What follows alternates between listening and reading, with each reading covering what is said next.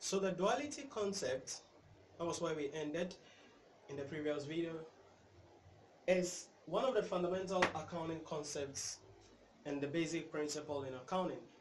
If you remember my illustration that I said, you buy goods from me on credit, I said you debit, in my books, I debit your account and credit the sales account. That's a double entry. So the double entry principle says that every financial transaction should be recorded into accounts. That is, a debit entry must have a corresponding credit entry, and a credit entry must have a corresponding debit entry. So every transaction at all, Ama bought goods on credit from Kofi, it has to go into two accounts. One should be debited, one should be credited. So if a financial transaction is entered in a single account, then we call it, that is what leads us to a single entry, and that will affect even our trial balance later on. So that is what refers to as the duality concept. So it states that every accounting transaction should be entered in two accounts. A debit entry must have a corresponding credit entry, and a credit entry must have a corresponding credit entry. Now the significance of this accounting standard is that it helps the accountant in detecting errors. Okay, it helps the accountant in detecting errors, and also it encourages the accountant to post each entry in opposite sides of two affected accounts. To post each entry in opposite sides of two different accounts. So that is the duality concept. So when it comes to accounting, there are fundamental accounting concepts that we need to know. The first one is the business entity concept, certainly, then the going concern concept, the matching and accrual concept, the duality concept. Okay, these are fundamental accounting standards that we cannot compromise on. Okay, we cannot compromise on. But among these, two that stands much is the going concern concept, and then the matching and accrual concept. Then the next concept is 7 is the realization concept.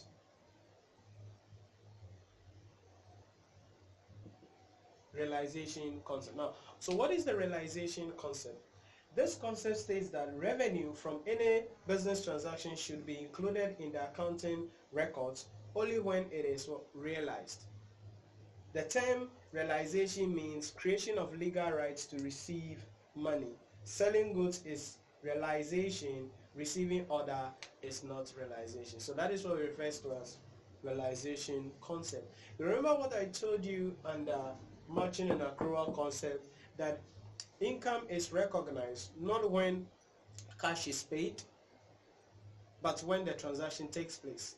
Expenditure is not recognized when cash is paid, but when the transaction takes place. So when we talk about the realization concept, we are saying that we should only recognize or realize a transaction when the transaction actually take place. So the realization concept is just epitomizing or just looking like the the accrual concept. So the example that I gave there is that selling goods is realization. Receiving order is not realization. When you receive an order, you can't say that, oh, you receive an order of 500,000 Ghana cedis. Then you go and use that order and write it in your book that sales 500,000. Remember, order notes or quotation was not part of the source document we listed. Why? Because it is only when you have dispatched, only when you have met the order that you can recognize or realize revenue. So that is the principle about the realization concept. Now the significance of this concept is that it helps in making the accounting information more objective. It's making the accounting information more objective so that we only recognize the things that we have actually done and not the things that we are sort of committed to do. It provides that the transaction should be recorded only when goods are delivered to the buyer. Okay, only goods are delivered to the buyer or the service has been rendered in relation to that. So that is what you have to understand about the realization concept. Then there are two other concepts that I want to quickly add to you. That is the substance over form concept and then the historical cost concept. These are two other accounting standards.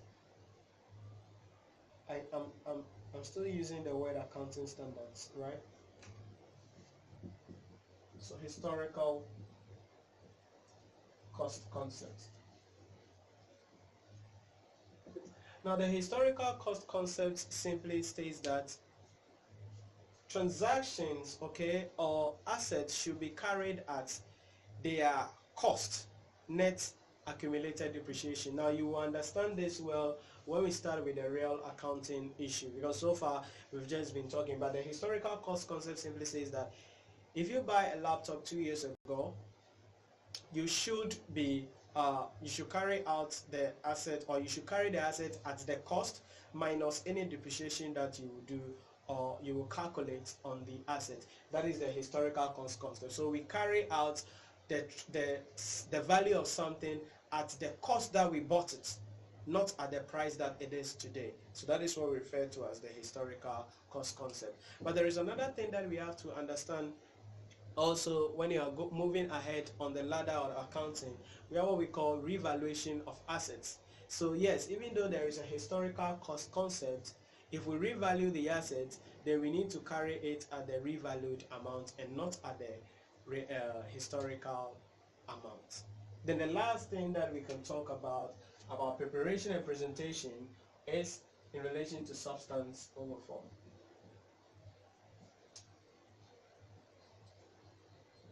The substance over form is an accounting concept which simply states that in the recording of transactions, the accountant should record the substance of the transaction over, or the accountant should consider the substance of the transactions over the legal form of the transaction.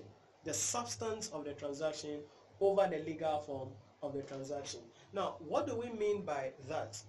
For instance, if you lease an asset, legally the asset is still belonging to the lessor or the landlord from whom you leased the asset. But since you leased the asset for 5 years or for maybe 10 years, it's a finance lease or a capital lease, you will now carry that asset in your books. So even though legally the asset is not yours, you don't own the documentary or the documents on the asset, for accounting purposes you have to carry the asset on the face of your statement of financial position and depreciate the assets every year till the time that the lease term ends. That is what refers to as substance over form. So we record the substance of the transaction, which means we now control the assets, we now maintain the assets, we now do everything on the asset, and we will decide what we will do with the asset. So because we now have that control, there is a risk and reward. Every profit and loss on the asset is now transferred from the lessor, from the owner, to us. Even though he has not transferred title, we are going to assume that we own the asset and record the asset in our books. So that is what refers to as the substance over form. That in the recording of financial transactions, we consider or we prioritize the substance of the transaction over the legal form of the transaction. So what are we saying so far? What we've said is that we collect the financial information from source documents, we record them in day books, then we classify them in ledgers, then we summarize in the trial balance, then from the summarization we need to prepare and present the financial statement. But the preparation, the way we prepare and present the financial statement, is based on the accounting concepts and conventions. And these are the business entity concept, the going concern concept, the prudent or conservative concept, the matching and accrual concept, the money measurement concept, the duality or the double entry concept, the realization concept, the historical cost concept, and the substance over form concept. So these are the various accounting concepts that guides us in the preparation and presentation of financial statement. And that is the fifth item in our definition. So, after we prepare and present, we say preparing and presentation of financial statement. So the second thing we want to look at is financial statements.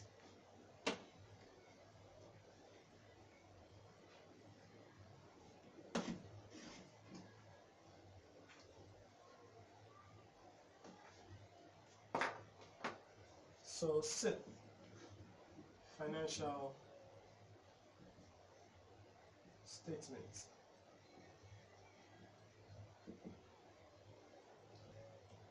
So the reason why we are doing all of these things that we've been doing so far, is the financial statements. So if you walk to a bank or you've read the dailies, the newspapers, you realize that there is always a published account of a company. Or if you walk into any company at all, you realize that they have published they have pasted there on their notice their financial statements.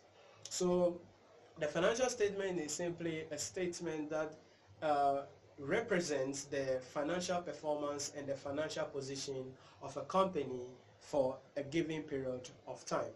So the financial statement represents the financial performance and the financial position of the company for a given period of time. So what are the financial statements that we prepare? The financial statement we prepare here would depend on the kind of business that we are in.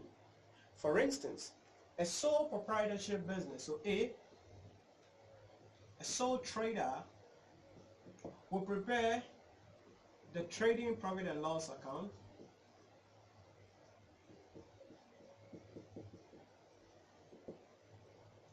and then second, statement of financial position or the balance sheet.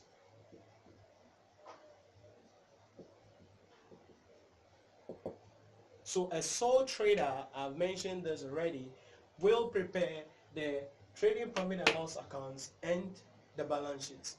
Now I have included in your notes the pro forma of these things. So, and when I'm teaching final account of sole trader, we will delve into it and we'll look at it in much detail. So I will not really do much on it here, but when we are doing it as a topic on its own, I will talk about it there. And the pro forma is in your book that you can check out in relation to that. But if we are preparing the trading profit and loss accounts, for instance, for a sole proprietorship business, what we do is we'll bring our sales. So normally we're going to have 3 cash columns. So we're going to be bringing sales. Then we will less cost of sales. The cost of sales we less here will be opening stock. We'll bring opening stock or opening inventory. Take it to the second column. We add purchases. First column, we add carriage on purchases, or what we call carriage inwards. Now, carriage inwards, it's like delivery cost that you incur for bringing the goods into your company. Okay, so when you go and buy goods from somewhere and you pay for taxi, you pay for whatever it is, you pay for the kaya or whatever it is to bring the goods to your shop, is called carriage inwards, or what we call carriage on purchases. So if there is that, we add it, then we less returns outwards. We subtract. Now there is something I skipped here about the sales.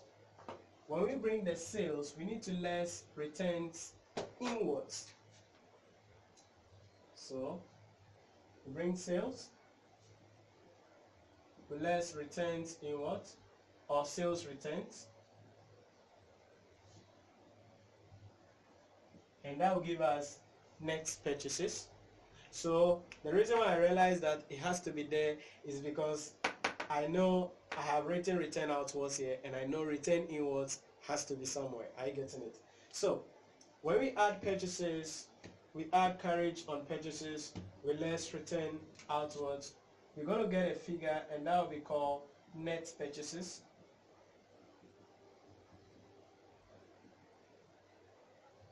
We add the net purchases to the opening stock, and we get what we call cost of goods available for sale.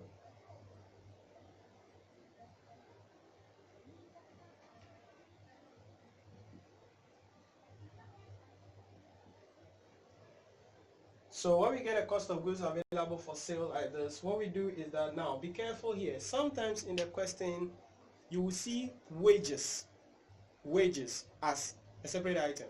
Then you see salary also as a separate item.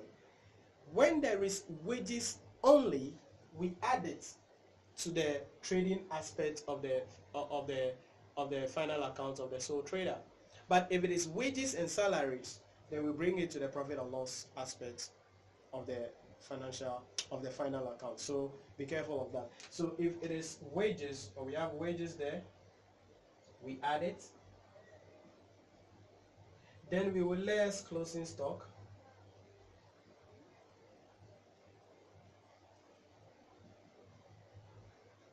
So when we less closing stock, we will get a figure. That figure is what refers to as cost of goods sold. So when we subtract the cost of sales from the net purchases above there, we get what we call gross profit. Now, immediately you get gross profit, you need to work for provisions for bad debts, okay? Because when there is a reduction in provisions, you need to add it here.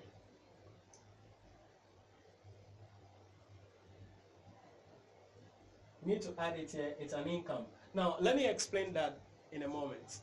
Let's say that at the start of the year, or last year end, so at the start of the year, we were having provision for bad debt as $200, meaning that we've provided that we will lose $200. Then at the end of the year, we have debtors outstanding as, let's say, $2,000, and we say provision for bad debt should be, let's say, 5%. So 5% of the 2,000 is going to be 100, all right? Meaning the start of the year the provision was 200, but at the end of the year the provision is now 100. What do you see? You will see that it has reduced. The reduction of 100 is an income to us, it's a gain to us. So that gain will be added to the gross profit. If we do the workings and it increases, in other words, the end of the year is more than the start of the year, then the difference will be treated as expenses. But if there is no opening balance, but we just have a single item that provisions for bad debt should be 5%, then that one will be an expenses for the period. So it won't come at the gross profit. So what is coming at the gross profit here is the difference between the start of the year and then the end of the year. If it has reduced, it's a gain to us because we provided that we will lose 200, but at the end of the year it has reduced to 100. So the difference is a gain for us as a company. Then other income, okay, we need to bring other income like rent income. We bring it. Dividend, that is if the sole trader has some shares in some company and they pay, or the enterprise has some shares and they pay them dividend, we include that one as well. Then any other thing, we add it and you get total income. After we get the total income, what we do is to less expenses.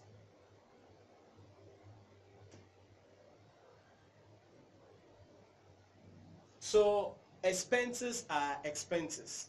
Remember, discount received is an income. So you have to put it here, all right? So you can put it here. Discount received is an income. So you put it there. Discount received is an income.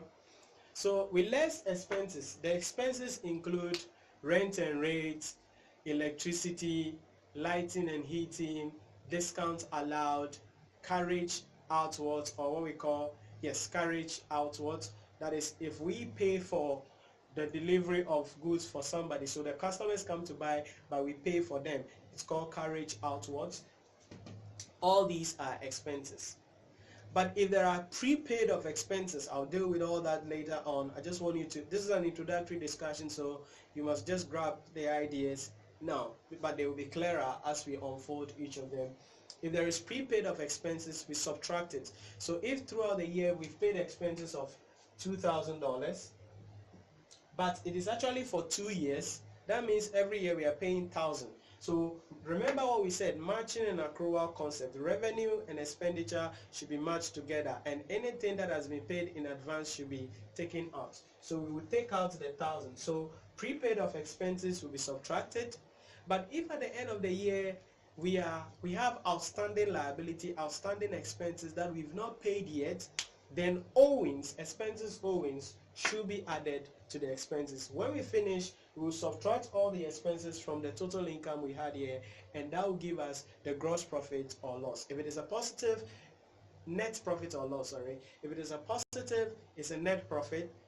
If it is a negative, it's a net loss. So the sole trader prepares the trading profit and loss accounts, and that is how the pro forma of the trading profit and loss account is. As I mentioned, when we are looking at final accounts of a sole trader, I will not go through it again. I've already gone through. We will just pick the question up, and then we'll begin to explain each of them, and then look at how we can present the financial statements.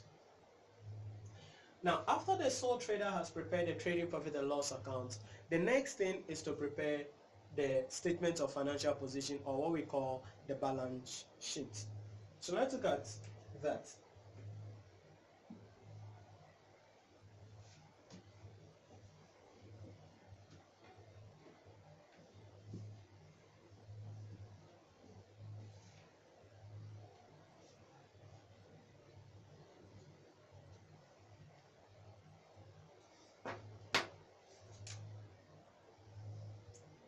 So with the statement of financial position of a sole trader,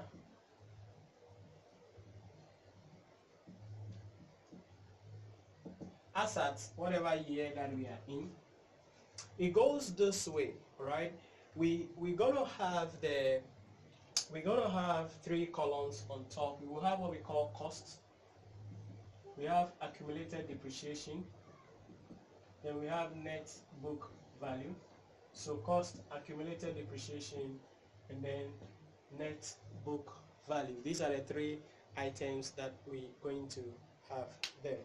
So the first thing is to bring our tangible assets, or what we call non-current assets. So we're going to bring anything that we have there, land and building. The cost will come here, the depreciation will come here, and then we'll get the net book value. The depreciation, now remember, depreciation is an expenses. So in the trading profit and loss account, as part of the expenses, depreciation will be there. So the accumulated depreciation simply means depreciation that has been charged all this while, okay? Depreciation that has been charged all this while, okay? So depreciation that has been charged from the time the asset is bought, right from or was bought, right to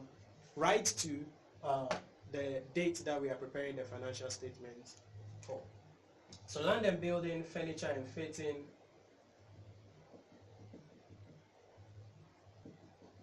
the same idea. And all other tangible assets, land and building, furniture and fitting, computers, we will bring them. Any other thing, okay, we bring them for the sole trader.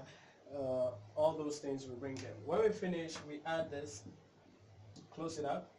We add this, close it up. We add this, but we won't close because it will continue. Then we'll bring current assets. So the current asset, what we do is to bring inventory all the time. Take it to the second column. Then we bring trade receivables, our debtors. Now we'll bring that to the first column, because at the end of the year, if there is any provision for bad debt that we charge, it has to be subtracted from the debtors figure. You see, provision for bad debt simply means that we are not going to be receiving, so that they are owing us 2,000, but we've made a provision of 5%, the 100, we won't receive it, which means that we will only receive what? 1,900. So right now, when it comes to the trade receivables here, we cannot write the 2,000 because we made a provision for bad debt as what? 100. So we need to less the provision for bad debt.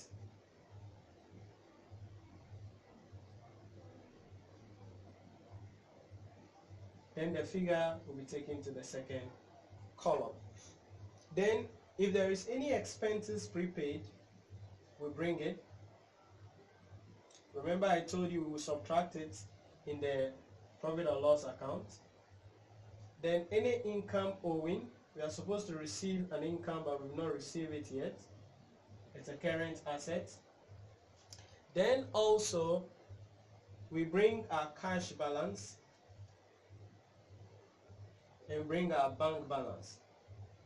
Remember I said if it is a bank overdraft, then that is what? A liability. If it is a bank overdraft, it is a liability. So once we have that, we can add it up and get a total.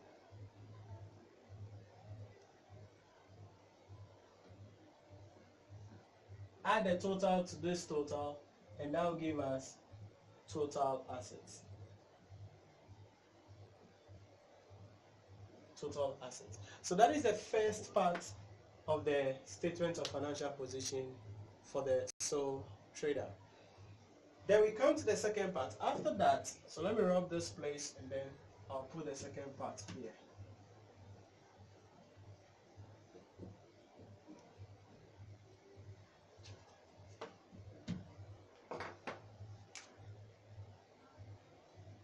Now after that, what we do is to bring, so right from here we will bring what we call capital and liability.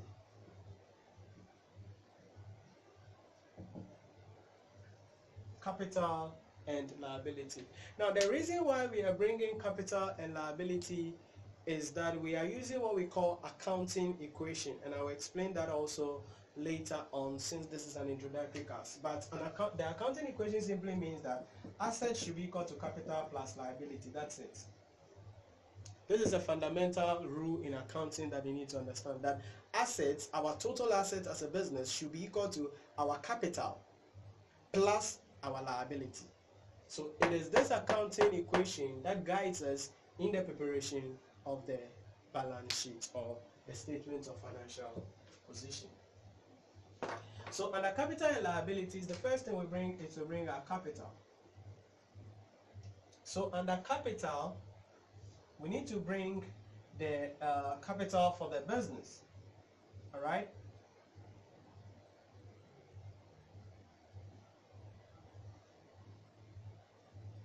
Capital for the business. We bring it up. Now remember, we are in the final column, okay, the third column. So bring it on the third column.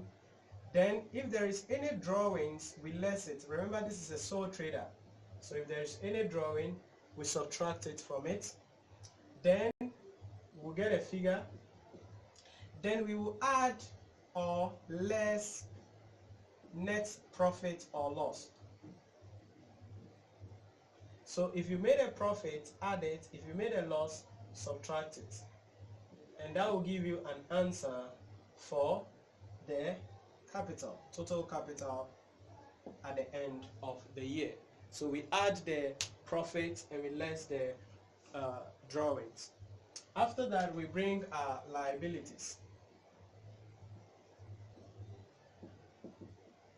Under the liabilities, we have what we call long-term liabilities and short-term liability, or current liabilities and non-current liability, as we have non-current assets and current assets here. Okay, so the non-current assets are assets whose benefit goes beyond one accounting year, so they exist for more than one accounting year.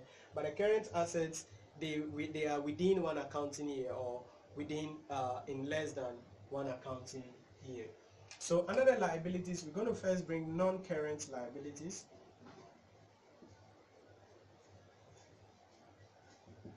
So under non-current liabilities, what do we bring? We bring bank loan, if there is any in the question, we bring it up. Second column.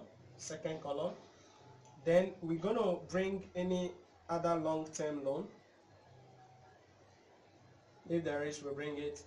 The total will be taken to this place. So under after non-current liabilities, we now bring the current liability. We now bring the current liabilities. It is under the current liabilities that we will bring trade payables.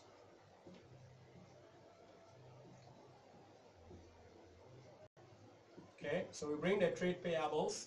We bring expenses owings. So expenses prepaid, okay, it's a current asset, but expenses owings is a current liability. Then income prepaid, it's a current liability. If there is any bank overdraft,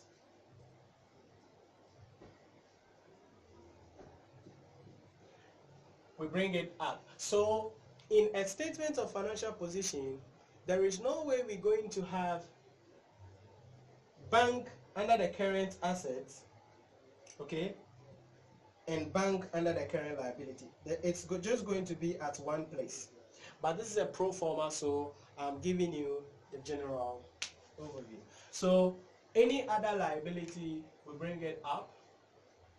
We add it up here.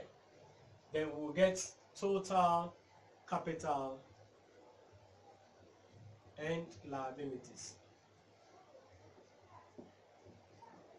So we add this to this to this to that. At the end of the day, this answer should be equal to this answer.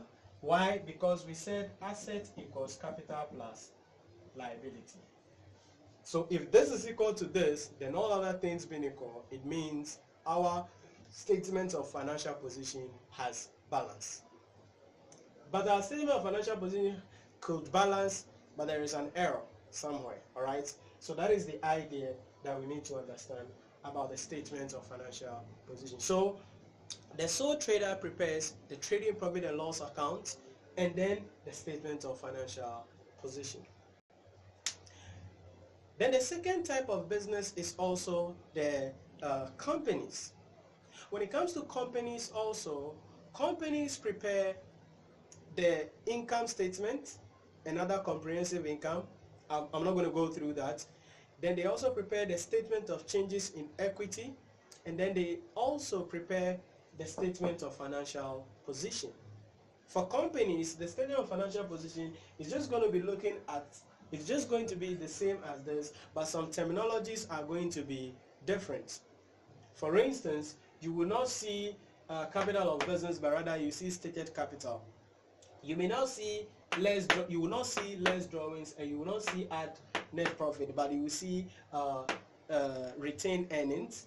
Maybe share premium will be there, maybe revaluation surplus will be there. So with companies, some of the terminologies are going to a bit change, but the idea it's going to be almost the same. So companies are going to prepare the income statement and other comprehensive income. They are going to prepare the statement of changes in equity. Then they will prepare the statement of financial position. After that, there is another financial statement that companies prepare, and that is called the cash flow statement. You see, sometimes at the end of the year, you realize that the company has made a huge profit. But if you check their balance sheet and you look at their cash and bank balance, you realize that there is a small amount of money there. So shareholders wonder, why do we make huge profit but the money in the bank is small?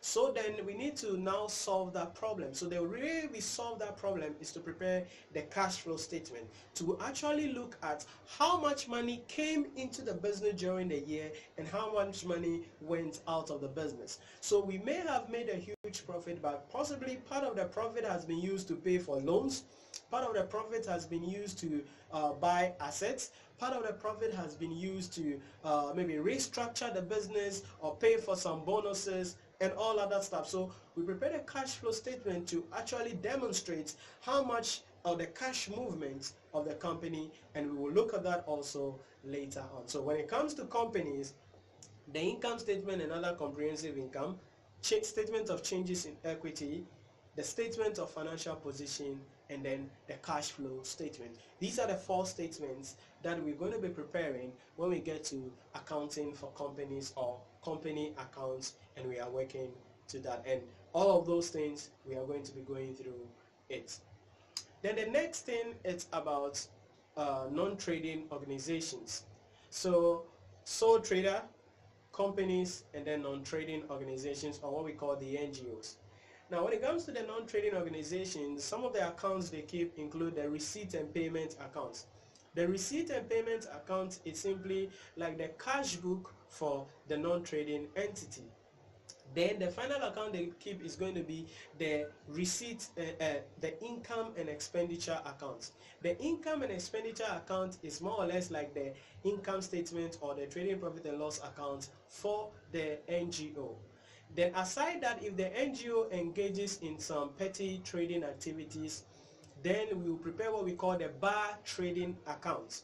In addition to the bar trading account, so let me take that again. The cash book is going to be the receipt and payment account, but the final account is going to be the income and expenditure account. Under the income, they will record all their income. Under the expenditure, they will record all their expenses. In doing that, if the NGO undertakes any petty trading activity or they sell some things, then we are going to prepare what we call the bar trading account, so that we recognize any profit or loss on it.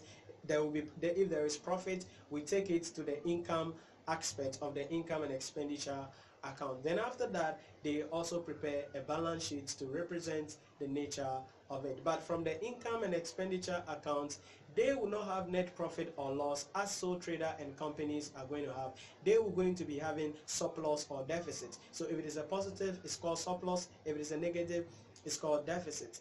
And as sole trader and companies may be having capital, the NGO will be having what we call accumulated fund. All right, accumulated fund. So these are the 3 forms of businesses, and these are all huge topical areas that we'll be looking at later on when we are having a discussion. So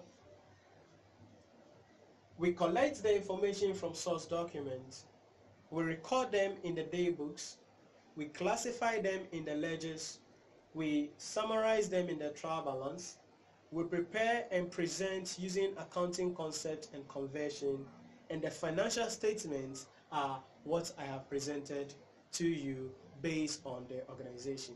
Then we said that preparation and presentation of financial statement to the understanding of third parties. So the final word in our definition is third parties.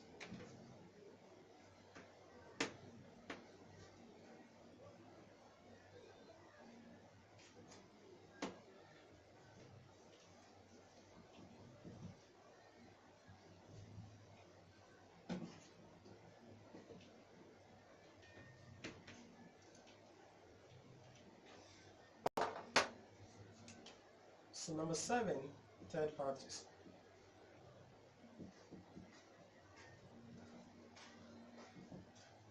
Now when we use third parties in the definition like that, what we are actually talking about is stakeholders of the company. So we are preparing the financial statement for stakeholders of the company so that they can rely on that and make various decisions that they want to make. Now, so when it comes to stakeholders, we define stakeholders as individuals, companies, or companies who have interest, okay, in the activities or operations of the company and are affected directly or indirectly by the operations of the company.